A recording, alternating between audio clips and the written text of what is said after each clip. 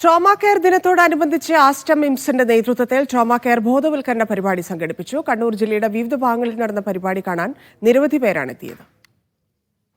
റോഡപകടങ്ങൾ പതിവാകുന്ന സാഹചര്യത്തിലാണ് ട്രോമാ കെയറിന്റെ പ്രാധാന്യം പൊതുജനങ്ങളെ ബോധ്യപ്പെടുത്താൻ ആസ്റ്റർ മിംസ് ബോധവൽക്കരണ പരിപാടിയുമായി രംഗത്തെത്തിയത്. Be first to save lives എന്ന പേരിൽ സംഘടിപ്പിച്ച പരിപാടിയിൽ അപകടങ്ങൾ സംഭവിച്ചാൽ പൊതുജനം ഇടപെടേണ്ടത് എങ്ങനെ എന്നതാണ് അവതരിപ്പിച്ചത്. ട്രോമാ കെയറിൽ ഏറ്റവും പ്രധാനപ്പെട്ട നിമിഷമാണ് അപകടം സംഭവിച്ച ഉടൻ എന്നുള്ളത്. ഈ പ്രാധാന്യം പൊതുജനത്തെ ബോധ്യപ്പെടുത്തുകയാണ് പരിപാടിയുടെ ലക്ഷ്യം.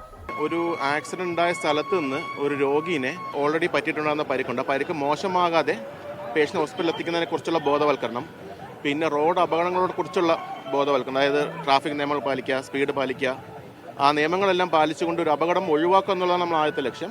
വർഷം 10 ലക്ഷത്തോളം പേർ റോഡപകടങ്ങളിൽ മരിക്കുന്നുണ്ടെന്നാണ് കണക്ക്.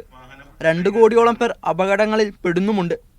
ഞെട്ടിക്കുന്ന ഈ കണക്കുകളാണ് ട്രോമാ കെയർ ബോധവൽക്കരണമെന്ന ആസ്റ്റർ മിംസിന്റെ ആശയത്തിന്റെ പിന്നിൽ. കൃഷ്ണമേനോൻ വനിതാ കോളേജ്, SN കോളേജ്, താഴെ ചൊവ്വ, സെക്യൂറ മാൾ എന്നിവിടങ്ങളിലാണ് ബോധവൽക്കരണ പരിപാടി നടന്നത്. മീഡിയ 1 കണ്ണൂർ.